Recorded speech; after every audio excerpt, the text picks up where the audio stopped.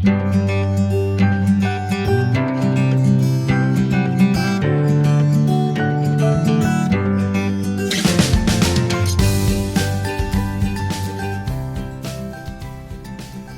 everybody, Stacy here at Henhouse Blossoms.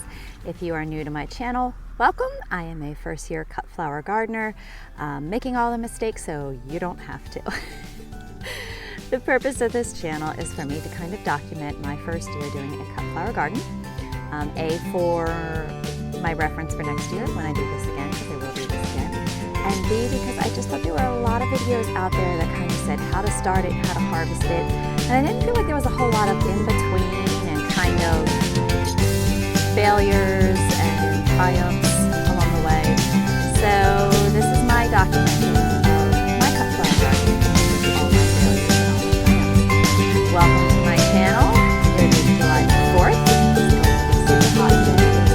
It's almost really hot. Coverage right now. I wanted to update you on some things we've been doing in the garden this week because we have done a handful of things that I really need to share with you guys to let you know our progress and how things are going. So I'm going to go ahead and turn around and we're going to pop on over to the garden here and I'm going to tell you guys what we've been up to this week. So again, I know this is supposed to be about my cut flower garden, but I have to share my veggie garden really quick. It's looking fantastic. Look at these zucchini plants. I feel like no matter how much room I give them, it's never enough. They're overtaking my poor green bean plants. You can see there's a green bean there, there's a green bean there, and there's one there, and the cucumbers have just taken over. Next year, I think I'm just gonna give them a row all to themselves and a garden all to themselves. I'm sorry, zucchini. So there is one cut flower portion actually in my vegetable garden. So you should get a little update on that. I am growing basil. I think this one is the cinnamon basil. So I plan on using these in my cut flower garden. I know, I see the tomatoes. And then this one is the lemon, I think. Yes, so this is lemon basil. So I am growing these varieties to use in my cut flowers.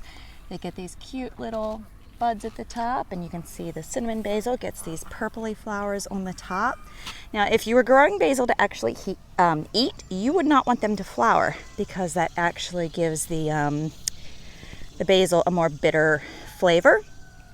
So if I was using those as a actual herb, I would not be letting them flower, but we want them to flower for our cut flowers.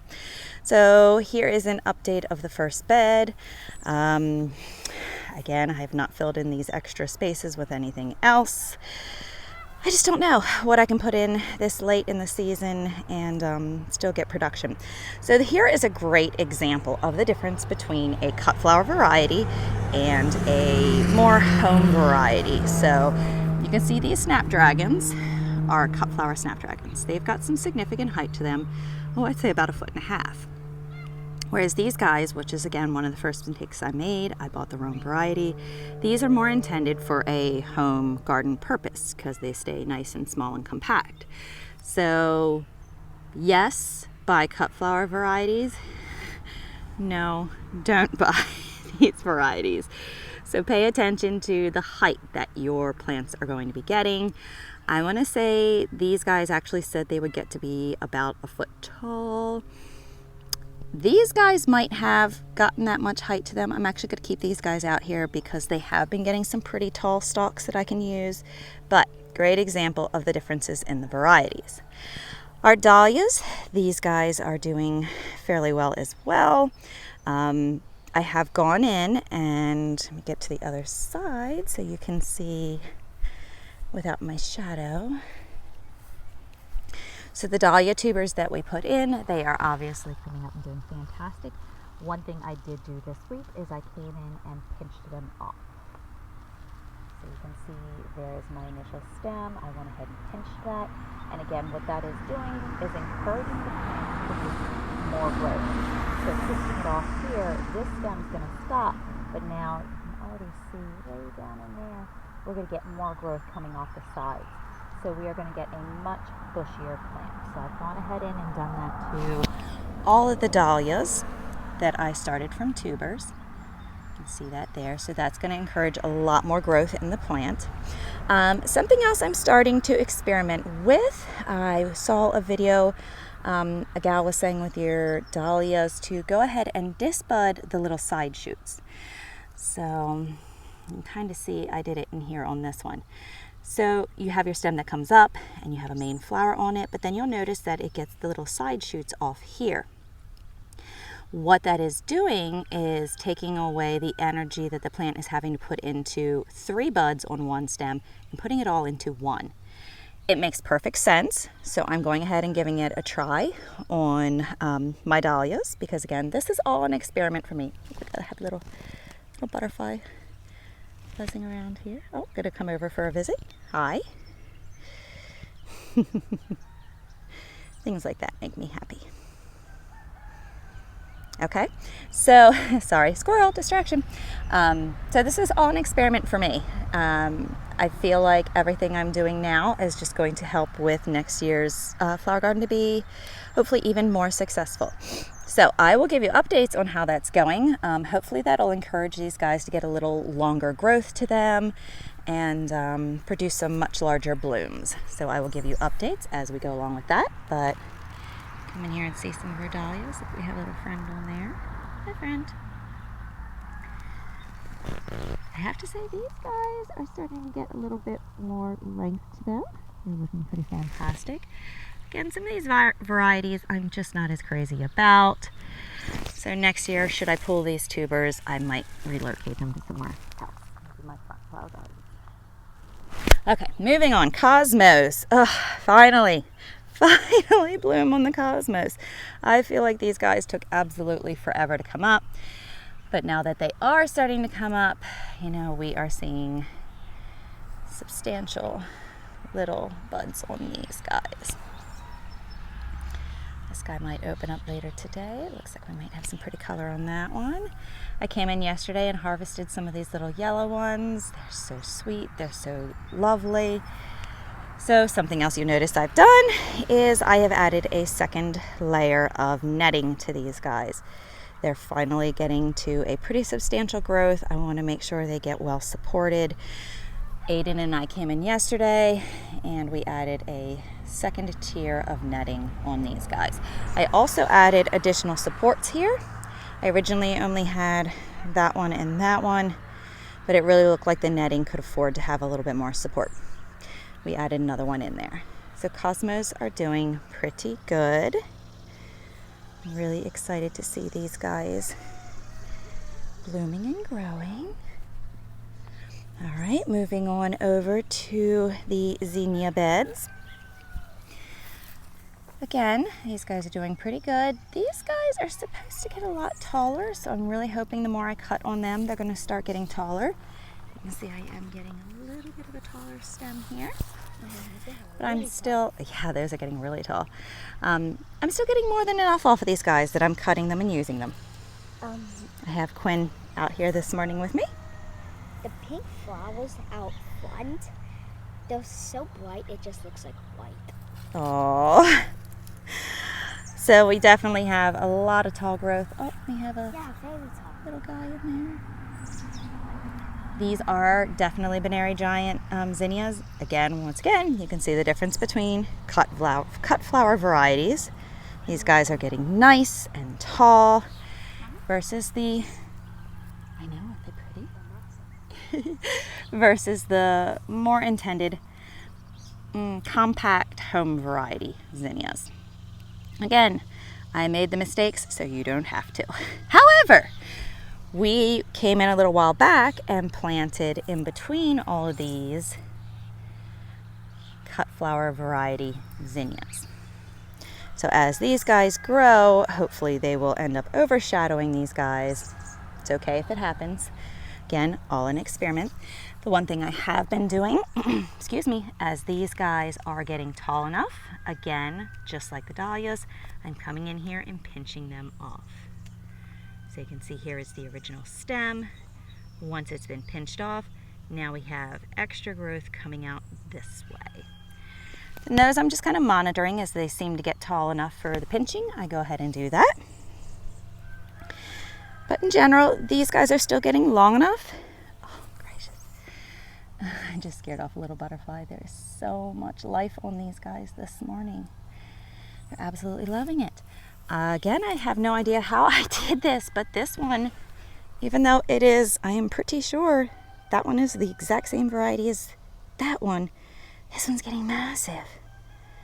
I'm debating adding netting coming down here to help support it. We are getting massively long stem on these guys. Right? Isn't that cool? So I'm getting some nice long stems on these. They're getting better to add to some of the bud vases I've been creating. And let's see if I can also show you guys how to tell when these are ready to harvest. So if you haven't already heard of it, there is the wiggle test. And with the wiggle test, you're going to come down here on your stem and give your plant a wiggle. This one seems like it's ready because the head of the flower is not flopping back and forth. Let's see if I can find one not ready. Oh, these could probably all come out. Okay, there we go. There's the difference. See, when I wiggle this one, the head of the flower is wiggling around. That one's not ready to harvest. This one, when I wiggle it, the head of the flower is not moving.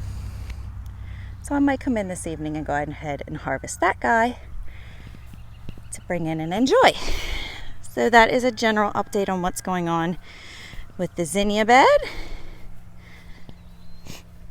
I'm really hoping I can manage to push some of these to get some taller growth because they're just beautiful. Absolutely beautiful. All right, moving on over to, this just bestills my heart. I can't wait for just a little bit longer for these guys to be producing. Okay. So what we have done this week with this is the sunflower bed. The sunflower bed. All right, and again, somebody knocked over my little stake. You can see the growth coming up on these guys. We have come in and added the first tier of netting on these to help support them as they start to push up and through. And the varieties we are doing of our sunflowers is Red Sun, Autumn Beauty, where are all my stakes? Indian Blanket, and Velvet Queen. I do need to come in and do another succession because we have a little, oh, sorry, I'm not even in frame. I'm too distracted by my flowers. I have room here to do another succession or two on that. I have a lot of gardening I want to get done before it rains this afternoon, so maybe we will pop in here and add another succession of that one. Whew, it's already warm out. Okay, so here is an overall view of what we have going on. And again, my beds are 4 by 26. Look at my beautiful veggie garden over there. I can tell you guys right now, I already have plans for so much more. I might have my husband till a few beds before the end of the season. I have some plans. I want to put some cool flowers in. Oh, look at this. We got some cucumbers coming in here. Yay. I might give them another day or two to green up. Got lots of grape tomatoes coming in. The zucchini, it's insane. I am not lying when I say I have 15 zucchinis on my counter to get shredded up and frozen so I can make zucchini bread year round. Let's see. I did a harvest of green beans recently, so I don't know that there's going to be anything on there, but look at these plants, they're just massive. See zucchini down in there. All the tomatoes. I can't remember what larger variety of the tomatoes I did. I'll have to go back and look at that. But look at this poor green bean plant. It's just being completely taken over by the zucchini. I keep coming in here and trying to move the leaves out of the way. That is one plant. One plant. I did 4 zucchini plants this year. Again, with the purpose of being able to freeze it to make zucchini bread year round because my kids absolutely love zucchini bread. Actually, I'm not gonna lie, I don't make zucchini bread, I make zucchini cake. because I add cream cheese icing to it. And I think once you add icing to it, it's now cake. All right, pop over to the corn here really quick. Look, we've got little bits of corn going here. Super excited for that. Got a lightning bug hanging out on my corn there. So everything is just breathtaking. Oh, I figured why not give a quick little update on the front flower gardens as well. Again, these are the gardens that have inspired me as I started to really dive into my front flower beds here. As you can hear from all the traffic, our house is on a fairly busy road, so I like keeping it looking nice. These are the snaps that I moved from the cut flower garden out here. And again, the kids decided to call these their little flower beds, so you can see how those guys are doing. They definitely went through a bit of a transplant shock. There was a couple days there where I was not so sure they were going to make it, but they're doing fantastic. That was an experiment back there. I had a zinnia that broke off, and I thought I had seen a video that you could put those guys in the ground and with a lot of water they would root. I'm here to say negative. That did not work. So it was just an experiment. I did put some zinnias in pots out here, and they are doing pretty good. This one is actually zinnias with a cosmos in the middle. Again, I just had extra plants, so I kind of threw them in some pots and said, we'll see how they do. And this one already has them. But look at these little tiny blossoms. I'm like, well, they're so small, but that's okay. It's still a very young plant. They may get larger. More of the snaps that we moved over here, doing fairly well. Because of the amount of sun this area gets, I am watering those guys almost twice a day.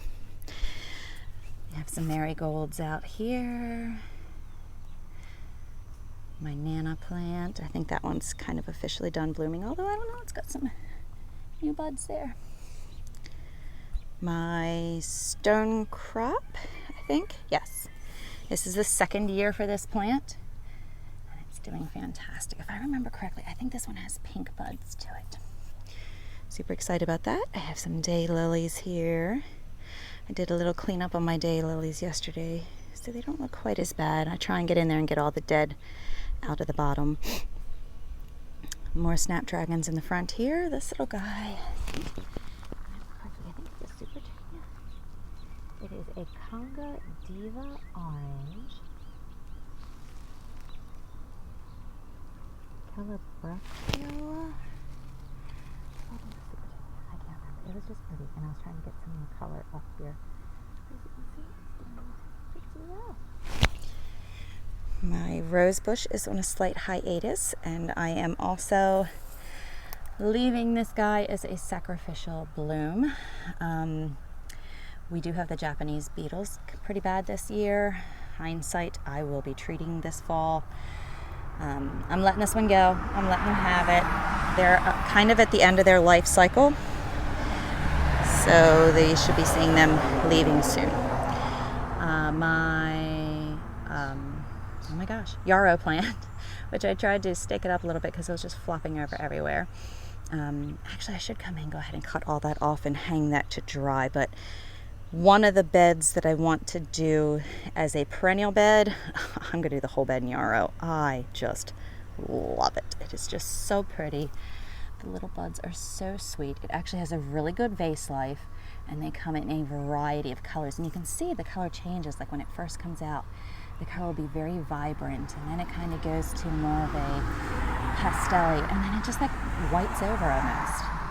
It's just gorgeous. So I do want to do a whole bed of yarrow. Some more of my daylilies doing fantastic. And then as we come around, we have some more of the snaps and the marigolds. The snaps are getting quite a few buds on them again. So I give it about a week or two and we'll have a nice flush of color from the snapdragons again here. And that's it. That's my updates for today for you guys. In general, I'm fairly happy with how things are going. I'm okay with all the failures because you know what? I am still getting tons of flowers. I mean, tons of flowers. I literally have every room in my house almost has flowers in it, including the bathrooms. And I'm loving every minute of it. You know, the flowers make me happy. I am sharing them again with all the people I work with. And it's just been such a joy and such a blessing. I'm not a morning person by any stretch of the imagination, but this has given me a reason to get up in the morning, and I'm not hating it.